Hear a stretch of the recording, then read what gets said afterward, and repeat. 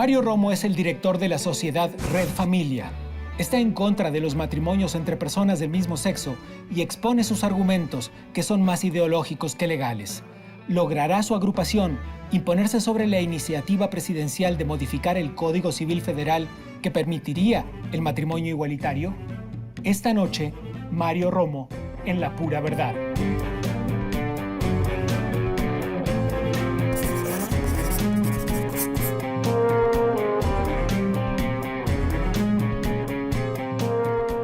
¿Te gusta que existan los matrimonios entre personas del mismo sexo?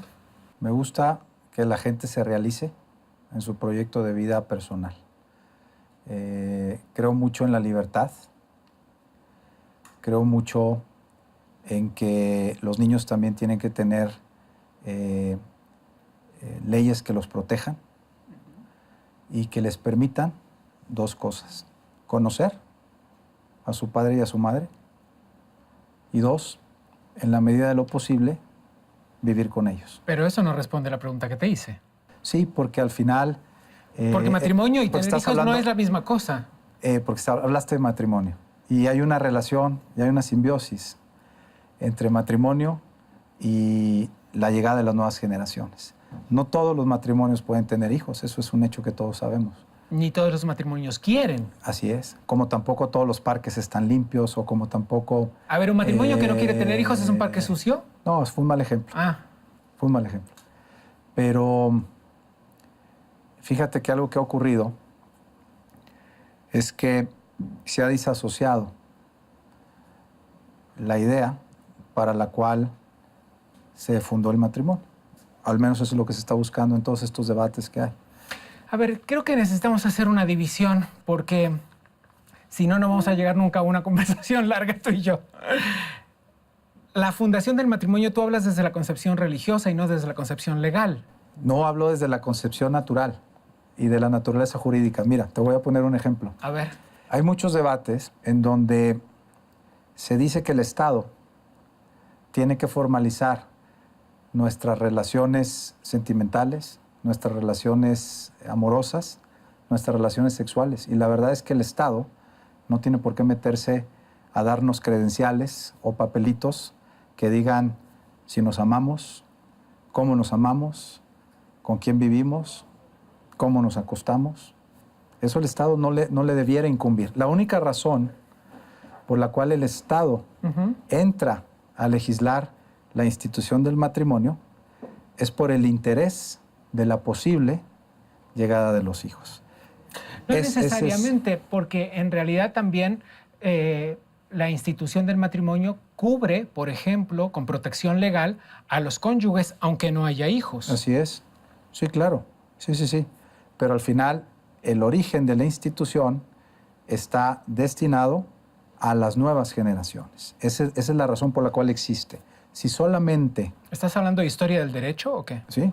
Ya. Así es. Si solamente la institución del matrimonio de alguna manera regulara los afectos, no tendría ningún sentido. No, yo entiendo que el Estado no tiene por qué regular o redactar leyes que contemplen los afectos. Estoy de acuerdo contigo en eso. Ni tenemos por qué pedir permiso a quién amamos ni cómo amamos. Ahora bien, en la Constitución dice, y lo dice la Constitución, que si un hombre y una mujer deciden casarse, aunque no decidan tener hijos, el Estado debe avalar esa unión. Y dice la Constitución que nadie puede ser discriminado por sus elecciones. O sea que si una mujer decide casarse con una mujer o un hombre decide casarse con un hombre, el Estado debe avalar eso. Bueno, ese es el debate. No es el debate, está en la Constitución, está escrito. La Constitución no lo dice así. ¿Qué dice la Constitución? La Constitución no habla. La Constitución habla de que el Estado protegerá la formación de la familia y también las relaciones de pareja entre hombre y mujer. Ahí hay interpretaciones en donde no dice que solamente de manera exclusiva pueden ser dos hombres o pueden ser dos mujeres. Ese es el debate. Justo la Corte lo que ha hecho ahora es decir que la Constitución nunca estableció cómo es el matrimonio, ¿no? Y por eso lo está de alguna manera interpretando, ¿no? Déjame regresarme a una palabra que dijiste hace un par de minutos, porque quisiera profundizar en eso. ¿Avalas el argumento de lo que es natural. La única forma en la que puede llegar un ser humano a esta tierra, a esta existencia, es a través de una relación de un hombre y una mujer. Incluso en la fecundación in vitro. Se requiere que un hombre, si tú quieres, done, en algunos lugares incluso los venden, ¿no? Pero el esperma, y la mujer también ponga su gameto, el óvulo. Entonces, eso lo dice la naturaleza, no es un capricho que nadie impuso. Es decir, entiendo que en esta posmodernidad los seres humanos, digamos que eso es una imposición. De hecho, hay una teoría del feminismo que dice que es una imposición a la mujer la maternidad y que hay que liberarse de ella. Y por eso también promueven... Yo lo que creo es que cada mujer debe ser madre si quiere serlo, ¿sí? Y solo en esas circunstancias. Estoy de acuerdo, pero la naturaleza no le permite al hombre ser madre. Y también eso estoy de acuerdo, no tengo un problema con eso. Es un hecho jurídico, entonces, y es un hecho también principalmente natural. Mira, el otro día me hacían una entrevista en donde justo me comentaban que la religión dice que la vida surge del hombre y la mujer. Le dije, no, no lo dice la religión, o no lo dice solamente, lo dice la naturaleza. La religión lo que hace es validar un hecho natural. Está bien, en eso lo dice la naturaleza antes que la religión, mira, de hecho. Yo entiendo que ofende, que puede ofender a alguien porque diga, entonces yo soy antinatural, ¿no? Una pareja de personas del mismo sexo puede a lo mejor sentir una ofensa y decir, pues es que yo no soy antinatural. ¿Por qué usan el término natural? Creo que yo sé que a algunos los puede ofender, pero no es, estoy simplemente describiendo, como te digo, un hecho biológico que pues la evidencia te lo puede demostrar. ¿Crees que hay que marchar en las calles para protestar en contra de la existencia de los matrimonios del mismo sexo? Creo que hay que manifestar tus ideas con la libertad que la Constitución te confiere, y esa incluye el que tú puedas, de manera ordenada, sin cortar totalmente la circulación, manifestarlas. Cuando no encuentras mecanismos para plantear tus ideas, el ciudadano tiene el derecho para hacerlas valer de manera, por supuesto, pacífica y respetuosa, pero también firme. Mario, en la Ciudad de México los matrimonios entre las personas del mismo sexo son legales. Entonces, marchar en las calles para protestar en contra de eso es como marchar en contra de la legalidad. No, porque al final la Ciudad de México también es la capital del país y justo a nivel federal es algo que no está decidido, ¿no? Esa es la razón por la cual nos concentramos en la Ciudad de México, que además la concentración en la Ciudad de México es el final de todo el itinerario, porque las primeras manifestaciones son el 10 de septiembre en 60 ciudades del país. Y después, 15 días después, el sábado 24, es la manifestación nacional en donde grupos, asociaciones, padres de familia, ciudadanos en pleno ejercicio de sus derechos vendrán a la Ciudad de México, contingentes de todo el país, y nos vamos a concentrar para, de manera respetuosa, hacer un llamado a la reflexión y hacer algunos planteamientos que no adelanto ahora, porque si no, no tendría chiste lo que se diría ese día. Puedes spoilerear. Bueno, pues ahí se va a decir justo con todos estos contingentes cuál es nuestra visión y qué es lo que pedimos y qué es lo que proponemos. Quisiera agarrarme de un concepto tuyo acerca de derecho a manifestarse y derecho a pedir ser respetado. ¿Qué fue lo que dijiste? Sí, básicamente, sí. Y en el que acordamos 1000%.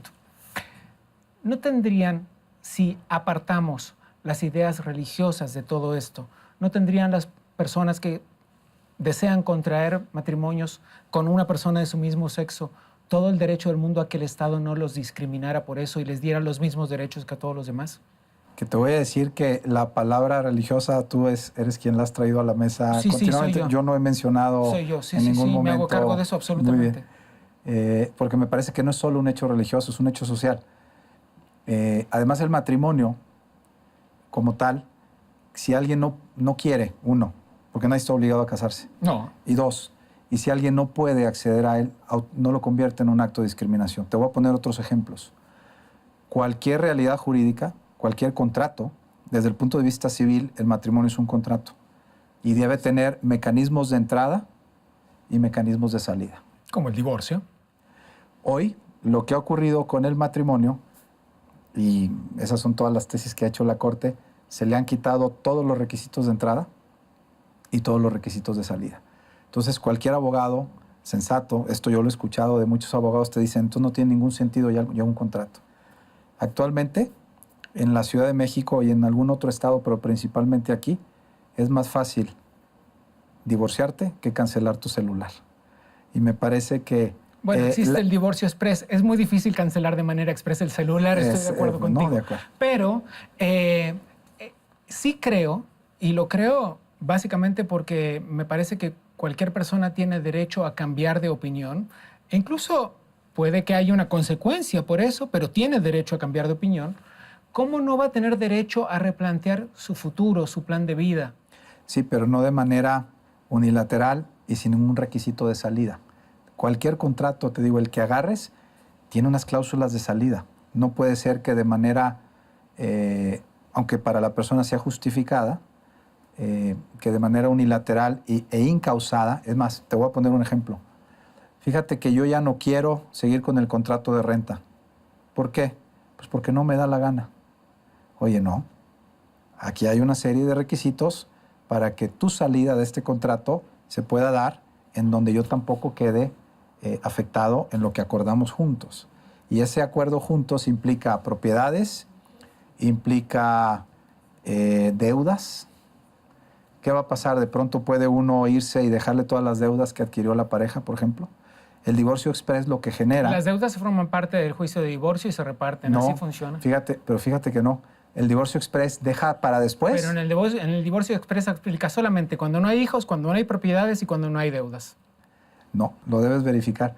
Eso no es así. De hecho, la jurisprudencia que la Corte ha hecho es justo en ese sentido, que dice cualquier mecanismo de salida y cualquier mecanismo de entrada, por ejemplo, el decir que un código civil establezca que dentro del matrimonio, que uno de los fines, no el único, pero uno de los fines del matrimonio es la procreación, la perpetuación de la especie, le podríamos llamar desde el punto de vista sociológico.